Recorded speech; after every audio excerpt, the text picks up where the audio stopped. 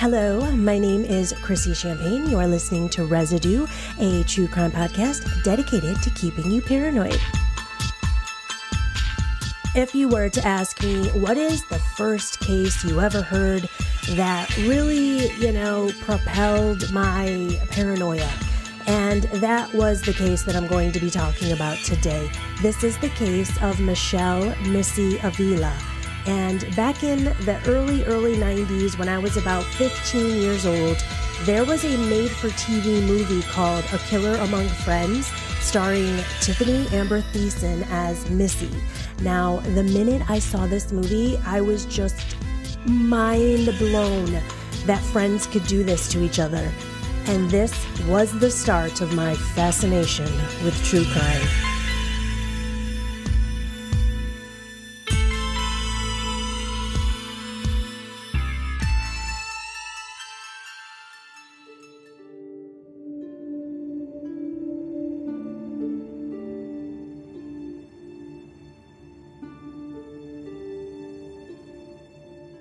Missy Avila was born February 8th, 1968 in Arleta, Los Angeles.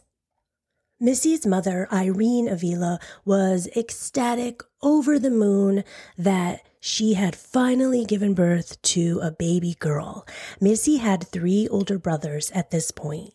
Missy grew up the apple of her father's eye. She was protected by her 3 older brothers. She was basically adored by all. My main source was titled Missy's Murder by Karen Kingsbury. In this book, Karen Kingsbury notes that when Missy was in kindergarten, her mother got a phone call from the teacher, and the teacher had called Irene to let her know that Missy was just way too social in class, and she was way ahead of her grade level. She was very, very smart. So she was not interested in learning what the teacher was saying because she already knew it. So she would often be socializing with the other children. And the teacher called just to let Irene know that, Missy's got to reel it in a little bit. And Irene found this funny because she was like, you're seriously calling me to let me know that my child has a great personality? Okay, come on. But Irene already knew that. The whole family knew that. Everyone knew that Missy was just adorable and charming. And she had a lot of friends. She was extremely popular even at a young age, even starting in kindergarten. And even though everyone adored Missy for the amazing personality that she had, there was an incident that happened when Missy was about 18 months old. Her mother had been doing some housework inside of the home. Missy was by herself for a little bit, and Irene comes into the room to find 18-month-old Missy just choking on the floor. She calls 911. She gets Missy to the hospital as quick as possible. She said Missy was lying there, and there was a bottle of kitchen cleaner or bathroom cleaner next to Missy. So Missy had swallowed this bathroom cleaner, and the doctors told Irene in the emergency room that Missy had partially collapsed lungs and she was choking, almost drowning when they brought her in. So this was a horrifying day for Irene and Missy and the whole family. And Irene is now my daughter almost died because I left her alone for a little bit. So now she has become even more watchful and closer to Missy. As Missy grows older, Irene and Missy have the type of relationship that was almost like mother-daughter, but also best friends. And Irene always let Missy know that she can come talk to her about anything. Even though, Missy's a teenager at one point, she doesn't always tell her mom everything, but she had a close enough relationship with her that they, could sit on the bed together at night and talk about their day. And that was something that Missy really cherished, is that she had a mother who was also like a best friend. Missy's house was the house that all the teenagers came to hang out in. And, it's kind of like that 70s show where everyone just hangs out in the basement. And, that's the spot to be. And Irene loved this. This was the Avila house. Let's go to the Avila house. Friends of Missy who came over to hang out would often just call Irene Mom. And there was one friend in particular named Karen Severson.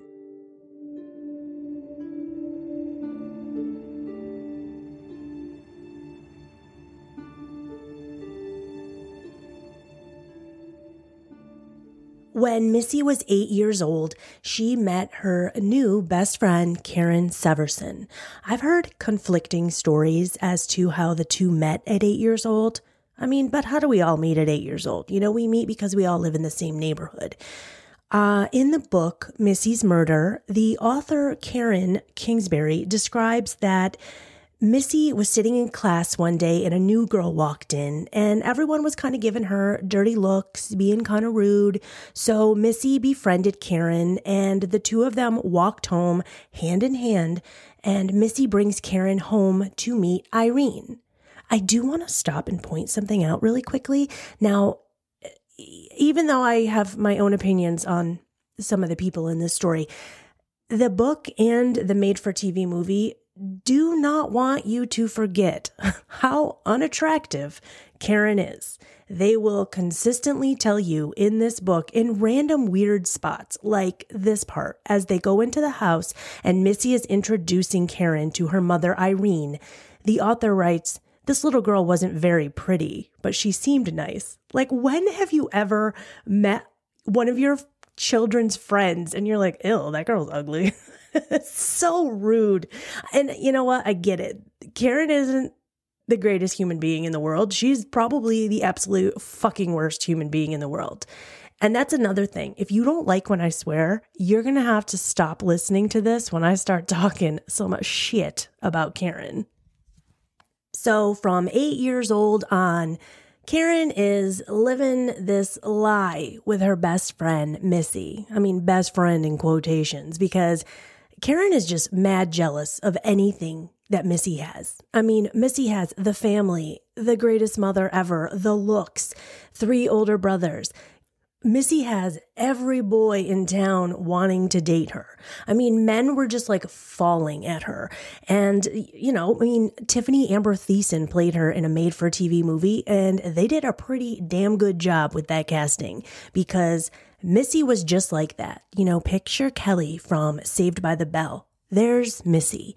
So as the two girls start getting older, they're, around 15, 16, Karen starts getting really jealous that Missy always has a date, or that Missy would rather be hanging out with the boys or whoever she's dating at that point. And Karen actually becomes pregnant at age 15.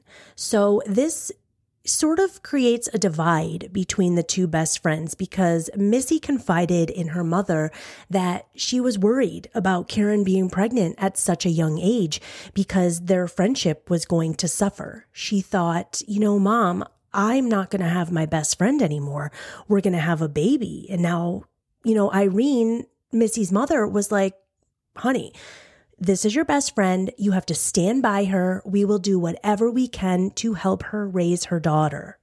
And the Avila family does help out a lot. They could have actually been, Karen's second family. Karen was getting so much support from Irene and Missy. Now, Karen is feeling even more insecure because she's a teen mom. And there weren't, none of her other friends were in her situation. Not only that, she's also feeling like, now, how am I going to get a boyfriend? I have a daughter. I'm young myself. She now has to also drop out of high school, and she starts going to a different high school in town, an alternative high school, Mission High School. And at one point, she actually talks Missy into dropping out of high school, San Fernando High School. Missy drops out and she tells her mom, I want to be with Karen. I want to be where Karen is. She's my best friend. Now, Missy used to have amazing grades. She was a straight A student. She loved school. But as Karen was in her life more and more, Missy's grades started dropping dramatically. So, Irene was like, okay, you can go to this high school, but I'm going to tell you right now, I don't think it's a good idea. I think it's wrong for you to drop out of high school right now to enter this school with Karen.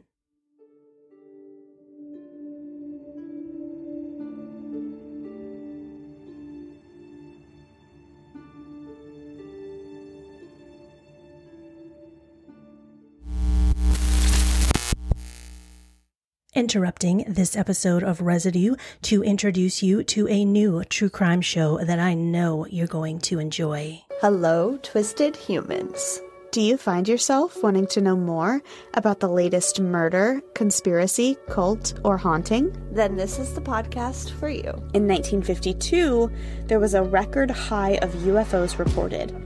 1,500 sightings. There has been evidence of human sacrifice, devil worship, and it is haunted by more spirits than can be counted. A family of 2 adults and 2 kids reportedly saw a giant flying thing with glowing red eyes. And meanwhile, the family's nanny that helped Veronica to care for her and Lucian's children was found bludgeoned to death in the basement of their family home. I'm Alicia. And I'm Sierra, and this is Twisted and Uncorked.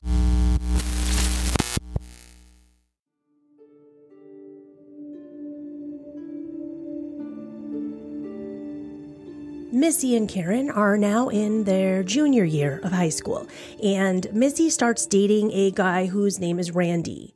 I want to point out very quickly, in the book, Missy's Murder, the author does use a lot of fake names, a lot of aliases. So if I get a name wrong, believe me, I tried to find out the real names.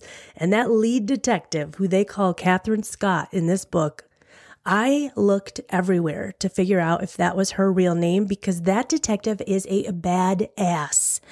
But let's get back to the story. I just wanted to let you guys know that if I get a name wrong, it's because that's what Karen Kingsbury said to me. And this story took place in 1985, so it is very difficult to find out the actual names. I did find out, yes, Missy dated a guy named Randy, and she didn't like him after about a month. She was like, no, this dude isn't for me. I got a long list of other fellas. So she told him, let's break it off. Let's just stay friends. And they did stay friends. But a little while later, Karen starts dating Randy. That cannot be a good thing. You cannot be dating your friend's ex-boyfriend at age 17. I don't care if you didn't like the guy or not. This is going to make for a very bad situation, especially because Karen's already crazy jealous of Missy. Now she's dating Missy's ex-boyfriend. I cannot see anything good coming from this. And I was right. Nothing good does come from this. So Missy's at a party and Randy's there. And at one point it said that he pulled her onto his lap and he was kind of like, Missy, why don't you want to be with me? I miss you, blah, blah, blah. Missy was like, dude, fuck off. Get off me. Goes to her friend Karen and says, Karen, you need to break up with Randy. Karen is like not having it at this point because she lives with Randy. And, instead of getting mad at Randy, Karen decides that it'd be like way better to go beat her best friend Missy up in a park. And it was said that there were some people that saw the two having an altercation. And at one point, Karen even broke a beer bottle and tried to stab Missy with it. She's pushing her. She's yelling at her. And Missy's just like, dude, what the fuck is happening? Like, I don't want your boyfriend. Not only did Karen try to beat Missy up, but she also decided that, you know what, I'm going to get everybody at high school mad at Missy. And one day, Missy is really sick. She has a fever of 103. She needs to stay home. So Karen uses that to her advantage. And the day that Missy's not in school, Karen just walks up to this group of girls and she kind of says, hey guys, why weren't you at the party the other day? And now this group of girls hates Karen and Missy. They're all also very jealous of Missy because they think their boyfriends like Missy. So Karen was like, yeah, we were at a party and Missy was hitting on your boyfriends. And these girls are like, oh my God. So the next day, Missy goes to school, everything's fine. She doesn't understand why people are acting a little weird. And then she's walking home from school and this group of girls pulls up on her and they beat the shit out of her in the middle of the street. And she's just completely confused. She's like, what the hell is going on here? So she gets home, she runs home, she's crying to her mother. Her mother wants her to call the cops, but she's like, I'm not calling the cops. And she says, Mom, the worst part about this fight was when they were walking away from me as I laid there on the ground crying. They said, you can thank your friend Karen Severson for this.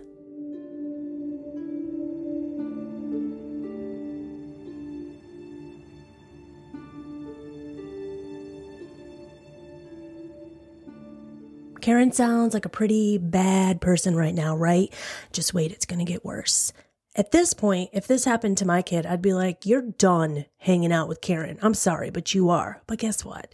We're moms. I mean, I'm a mom. I know some of you are moms and dads.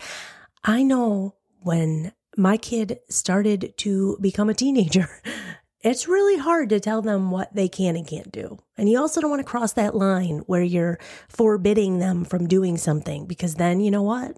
They might just want to do it more. We all know that.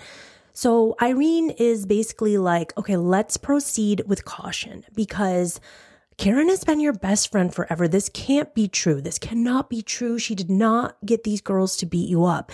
But Irene is also now at this point kind of keeping her eye on Karen. It is also around this time period that Missy is starting to become a little closer to a girl named Laura Doyle. And that is because Karen is a little more preoccupied with her child and Randy and, also maybe getting girls to beat Missy up. So Laura and Missy are hanging out a lot more. But Laura is also friends with Karen. I've done a lot of stories here on Residue so far where we all know a trio of teenage girls is always a bad idea. I mean, almost always. Okay, so let's get this timeline straight. Who is dating who? So Missy is dating Bobby. Laura is dating Vic, but Vic is in love with Missy. Karen is dating Randy, who used to be Missy's ex-boyfriend. None of this is seeming like a good situation, right? It's not. So Laura dating Vic. Vic is not too into Laura at this point. Victor was obsessed with Missy. He loved Missy. He even would call Missy on the phone sometimes and tell her how much he couldn't stand Laura. Vic, that's not cool, dude. So he would call Missy and tell her, I wish it could be us, haha, joking around. And Missy's like, no way, dude, I'm not dating you. I mean, poor Missy.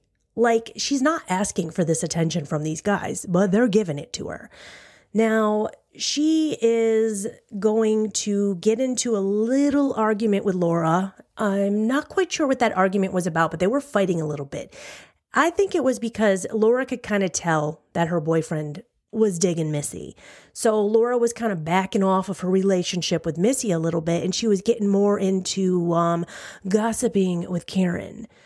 So, Missy's telling her mother, Irene, all about the fight and how her and Laura are now kind of fighting and Karen's being kind of a bitch. And Irene is like, okay, just take a step back. After hearing all of this from her daughter, all of the drama, it is so surprising to Irene that one day Missy comes home from school and she tells her mother that Laura's on her way over to pick her up so that they can hang out. And Irene is like, I thought that you and Laura were in a fight. And Missy was like, no, it's cool now. Laura Doyle pulls up in her car. She honks her horn for Missy to come out. She says hi to Irene. She actually calls her mom. She says, hi, Mom. And then Missy starts to leave. She turns around before she gets in the car. She hugs her mother and says that she'll be home by 6. And she says, I love you.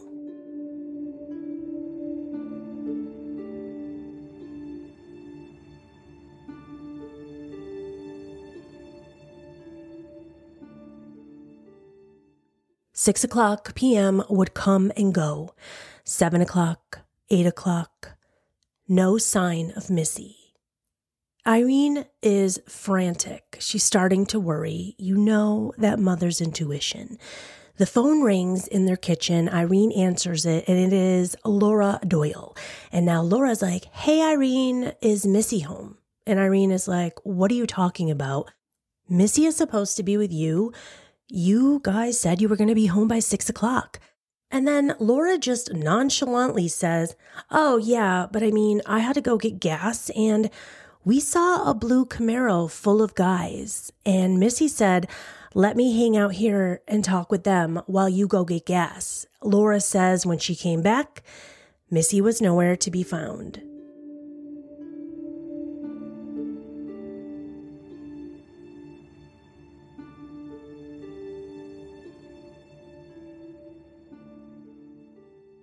Irene is up all night. She has not slept. She is now going out, looking everywhere for Missy. She cannot find her. She is calling all of her friends. No one has any idea where Missy is. It isn't until around 3 p.m. the following day that Irene goes down to the police department and she wants to file a missing persons report. And she describes that the police officer, he was a male officer, was very rude to her and was kind of like, your daughter is 17. She's probably just out partying. She's probably just doing this. And Irene is like, no, that's not my daughter. Like, what do you do here if you're not going to help me find my kid? And Irene is going to get this reputation around the police department as being, they're going to call her annoying, but you know what she is? She's a badass mother is what she is, because she's not going to stop. You're not going to help. You're not going to help. Then I'm going to make you help, and I'm going to get everyone else to help me. She doesn't stop. She wants answers. In the book, Missy's Murder, they describe the detective. The lead detective on the case is Catherine Scott. And I wanted to give you a little background on this lead detective. And as I said earlier, I'm not sure if that is her real name. I looked it up. I couldn't find a Catherine Scott. They do describe her as the first female lead detective in Los Angeles County. And the reason I wanted to give you a little background on Catherine is because she grew up, always wanting to work in this type of field. She grew up wanting more than just what the 50s and 60s were offering women at that time, like secretary jobs. No, she wanted to work in the police department. And this detective marries a man named Richard Scott, and the marriage isn't the greatest marriage in the world. Now, Richard wanted a wife who would just sit home, do the cooking, do the cleaning, which is fine if that's what you want to do. But Catherine did not want to do this. Catherine wanted to be on the police force. She wanted to be a detective. She wanted to do something with her life. And Richard wasn't having it. So she tells Richard one day, you know what? I'm going to apply for this job. It's administrative in the police department. He was like, no, you're not. And she does it anyway. She gets the job. And as time goes on, the police department starts realizing they need to hire or promote more women from within and make more women detectives. And so Catherine is in love with this idea. She actually keeps going to her boss all the time and telling him, you know what you need? You need a female detective. Soon, Catherine's marriage would fall apart. She would get divorced. She would actually be quoted as saying, we had a quick and easy $95 walk-through divorce. So she finally gets divorced and she gets promoted to homicide, which she was extremely excited about because before this, Catherine was promoted as one of the first female detectives in Los Angeles County, but they were making her investigate some of the worst cases in LA. So she was investigating child rape, child sexual abuse, child abuse. She would have to sit there and listen to children describe sex acts. And she didn't want to have kids after dealing with this in her career. Catherine would say that she acted as a mom to these children, and they had become the children that she and her ex-husband never had. Her career was most important to her, but she said that she poured all of her love into the county's sexually abused children, and that was almost 1,000 children. Being in that position just broke Catherine's heart. Soon she is promoted to homicide, and there comes a day, October 4th, 1985, Catherine is called to the scene in the Big Tujunga Canyon in Angeles National Forest.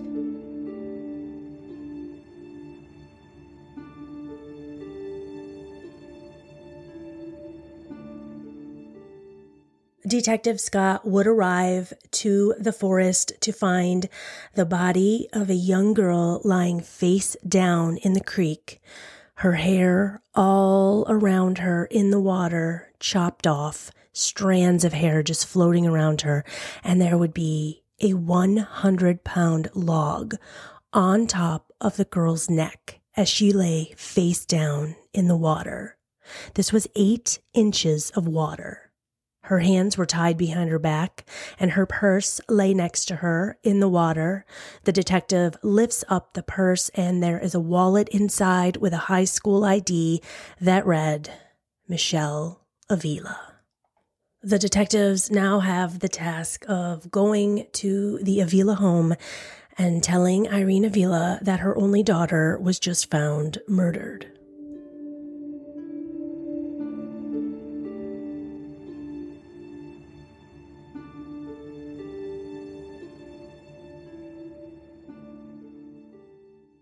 I have debated on how to tell you the rest of this story without giving away what actually happened, but I'm pretty sure you probably already guessed what actually happened. So I'll start with that, because what happens after Missy's murder, I think, is just as equally horrific and upsetting. So Laura came over that night to pick up Missy, and she told Missy that they were going to all go hang out in the forest and they were going to do lines of coke. Now, it's the 80s.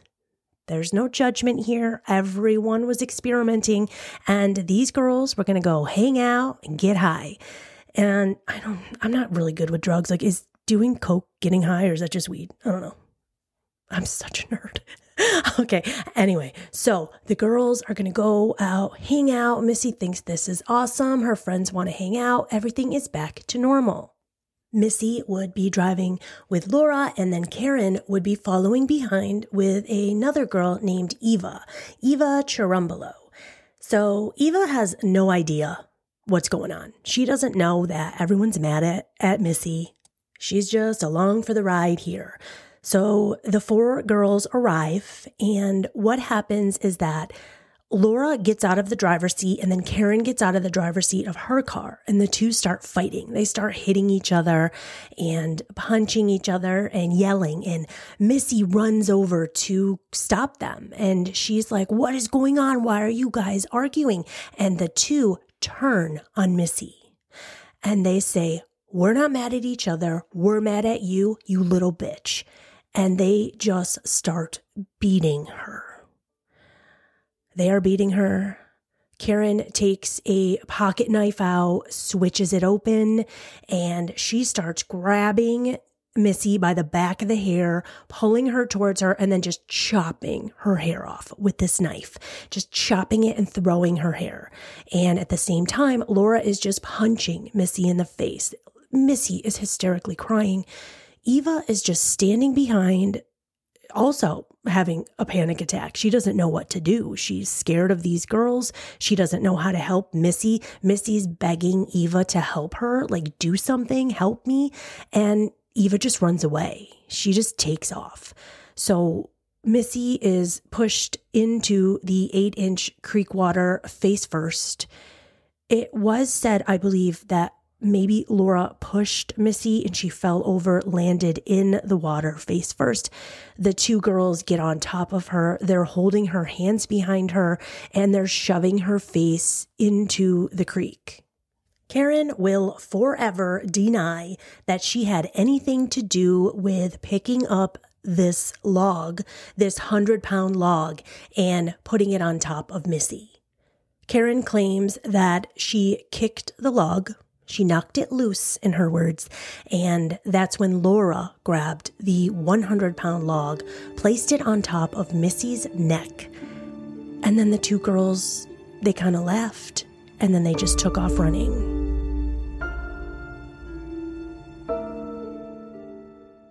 Why'd they do this? They did this because Missy was prettier than them. Missy was, quote, stealing their boyfriends. Why didn't they take their boyfriends up to the creek and put their face in the water and put a log on top of them? So all three girls are now standing at the vehicles, and Eva's losing her damn mind. Also, Karen's just kind of cool as a fucking cucumber. Karen is like, let's go, gets in her car, takes off. Eva gets into the car with Laura, and the two are driving like maniacally. Like Laura's losing her mind. Laura's laughing, then she's crying. Then Laura stops the car and she says, we got to go back. What if she's still alive? We have to go back and we have to help her. And Eva says no. She tells her not to do it. Just keep driving. Someone's going to see us. And they keep driving. And they go home. And the three of them will pretend that they don't know a damn thing for the next 3 years.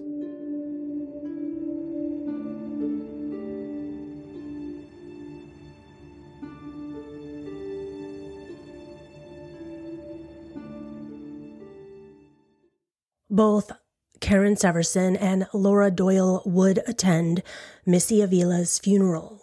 And Laura Doyle would also send the family a sympathy card along with $20 inside. I mean, that sounds weird and creepy, right? Well, you want to know what's even weirder, creepier? The fact that Karen Severson, Miss Manipulative, Narcissistic, Victim-playing nutbag, she decides that she's going to need to stay really close to the Avila family because, you know, Karen is like the mastermind. She's so smart and no one's ever going to figure her out. So she moves in with the Avila family. She moves in to Irene's home and she even stays in Missy's room. Now, I will say that Karen Severson will dispute this. She claims that she did not move into the home. So I want to put that out there. But sources say that she did. She moved in because if she was close to the family and she was in the home with them, she could keep an eye on everything that was happening with the case. She could also start planting ideas into everybody's head, which she did. Now, it would go 3 years until they figured out who did this. And in that 3 years, Karen would spew ideas out constantly. I mean, this family is trying to heal. They would be sitting at dinner and Karen would just shout out, oh my God, I know who probably did it. You know, there was this guy, he was really mean to Missy one day. He has to be the guy. That has to be the one. There was even a moment where Karen's daughter, who at this point, I believe she was about 3 years old, she would walk through the living room while the family's hanging out and she would just go, I see Missy, she's in the water, Missy's in the water. And Karen would be like, what do you mean? Are you having a vision about Missy? I mean, how disgusting that that woman sat there and trained her own daughter how to also manipulate these people at age 3.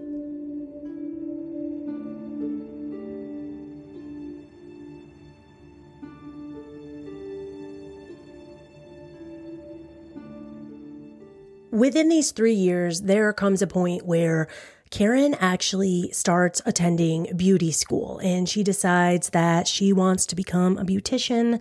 She meets a woman named Lynn Robbins at beauty school. And now, like I said earlier, I'm not sure if this is an alias in the book, but this friend does actually exist.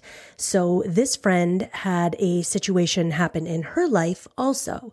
Her name was Lynn. She had a best friend who had committed suicide a couple years prior to her attending this beauty school. So the first day of school comes and she meets Karen and she finds out that Karen had also had a best friend that died tragically. She was murdered. Lynn Robbins points out that when she met Karen, she felt a connection because they both had lost a best friend. Granted, in different ways, but they were young and they lost their best friend. So Lynn talked a little bit about her best friend and what happened, and she describes Karen's face as looking as though Karen wasn't even listening to a word she said. She just immediately started talking about Missy. Lynn goes on to tell stories about how she started getting a little weirded out by Karen, and a few times Karen would invite her over, and she noticed that Karen started calling her own daughter Missy. She also said that one day Karen invited her into her bedroom, and she was so excited. She was like, Lynn, I want to show you something. I'm so stoked about this. Lynn's like, okay, let's see. It is just a whole shrine to Missy. I'm talking like Karen's entire bedroom is filled with pictures of Missy, and not just pictures, news articles. And Karen was actually pointing out to Lynn, she was like, look at this news article hanging on my wall above my bed. I actually was interviewed in this article, and I said I will stop at nothing to find Missy's killer. Now Lynn is like, yo, this is fucking weird. And Karen gets mad at Lynn because Lynn's like, girl, like, I've never experienced this in my life. I didn't know anybody in my life who has so much like obsession with someone. And then Karen's like, get out of my house. I hate you. And Lynn leaves. So that's just like an example of the way this woman was. You know, if she couldn't control you, if she couldn't get you to get on board with what she liked and what she was doing, she was just like, leave me alone. And like, good on Lynn, though, for not falling into this, because Karen is fucking crazy. So another example of something that happened within these 3 years. Karen is pushing hard on the family. She's trying to tell them this person did it. This person did it. At one point, she accuses one of their friends of killing Missy, and everyone's on board with it. And you know what? They're grieving. They're, not in the right state of mind. Everyone's on board, and Karen sets up a scenario where this friend shows up at a party, and all the guys at the party, they like beat the shit out of this guy to the point where they wanted to kill him. And he gets to the hospital in time. He had some broken ribs. He's scared now. Like, this dude wants to bounce out of town. He's like, I didn't do this. I don't understand what's happening. Karen finds out that he didn't die.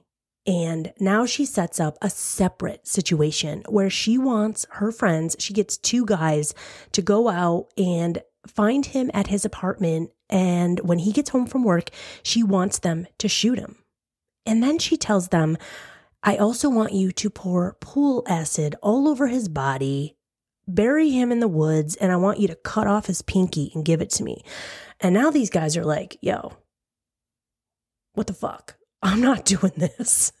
Thank God, because this guy didn't do it. This guy actually ends up getting run out of town. He leaves. He moves to Seattle. He starts a whole other life. Thank God. And what else is Karen doing? Oh, here's what else Karen is doing. She is calling the girls, Eva, Laura, she's calling them and pretending she's Missy, calling from the dead. She's like, trying to mentally torture them at this point. I don't know what that's going to do. I mean, does she want these 2 girls to go to the police and tell them what happened? Oh, because guess what? One of them does.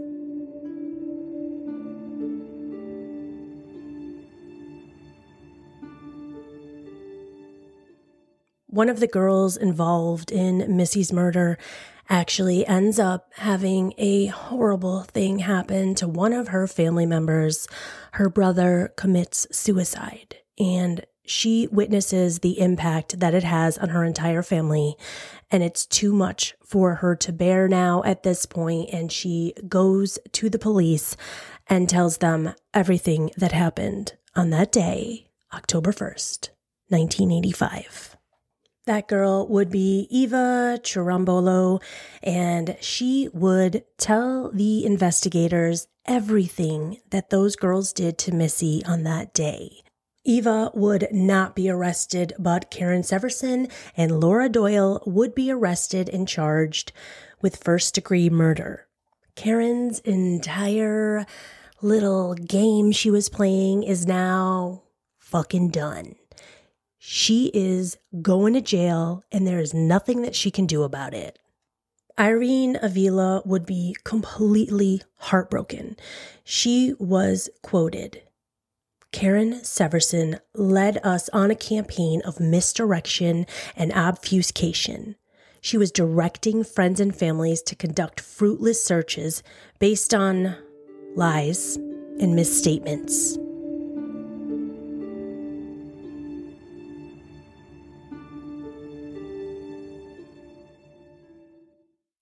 In the trial of Karen Severson and Laura Doyle, the jurors would say that they were not convinced that this murder was planned, and they did reject the first-degree murder charge.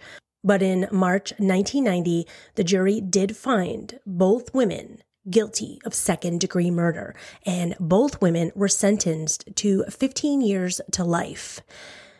There is a infuriating, horrific, sad, rage-inducing part to this. Both women have already served their time, and they are now out living their lives, just like right amongst us. Right amongst us. Both of them. Karen Severson was released on December 9th, 2011. She did serve 23 and a half years in prison, and Laura Doyle was released in December of 2012. She served 22 years.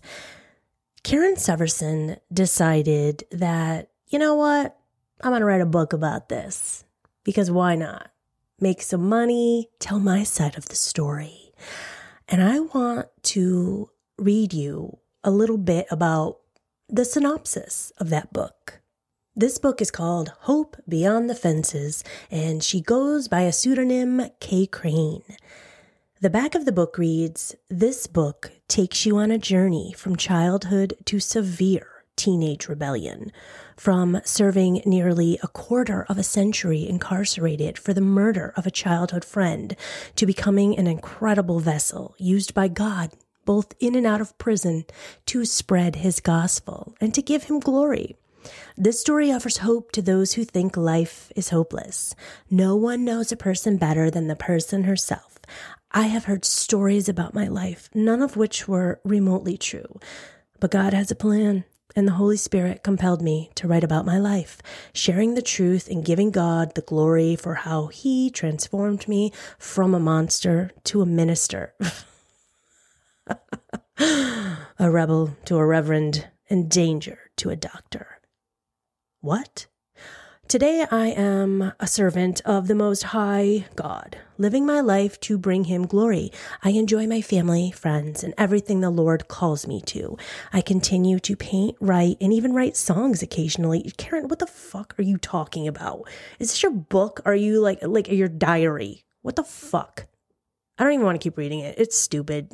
I'll give it a review. Here's my review. Best part about this book is that the Avila family sued the shit out of Karen, and the state of California passed a new law called Missy's Law. And this requires that entities who are helping publish works made by criminals, they have to contact the families of the victims before this. And also, the criminal can't get any money out of this. Obviously, Karen went on to promote this memoir, and she did a little interview on Dr. Phil, and I want to play a little bit of that for you. I want you to note the crocodile tears. And I walked there, and I walked to the steps, and I walked up those steps, and her mother, she came out of that house, and she grabbed my neck, and she said, "Karen, if you would have been there, this would have never happened." I was there, and it did happen, and I couldn't tell them that. How do you say sorry to somebody that you ultimately betrayed, who you used to save all the time? day. That was the hardest day of my life. When she came out and the one person she trusted was there and participated. And when I believe in my heart I was responsible. So wait, the hardest day of your life was when you had to tell your best friend's mom that you killed her? Wasn't the day that you decided to kill your best friend? No, it was just the part when you had to admit you did something. Okay, cool. Anyway, fucking fuck Karen. We don't want to talk about her anymore. Let's talk about Missy to round out this episode. So there was a moment in Missy's life where she was a teenage girl just sitting in her bedroom, listening to music, dancing around, and her mother heard her listening to a different song that she'd never heard. And Missy was like, Mom, I love this song. If I ever die, when I do die, I want you to play this song at my funeral. And Irene was like, that's a weird thing to say. And Missy was like, it is the most beautiful, beautiful song I've ever heard. That song is called Lady Starlight by the Scorpions. And Irene Avila did play that song at her daughter's funeral. And I have listened to the song so many times while researching this episode because I wanted to get a feel for Missy. It is a beautiful song. I would love if you would go listen to it because I'm not rich enough to pay the Scorpions to let me play it. But I do want to read you a couple of the lyrics. Memories of you are passing by. Seems to me like yesterday. I think you knew I couldn't stay. I see the stars. They're miles and miles away. Like our love. Lady Starlight, help me to find my love.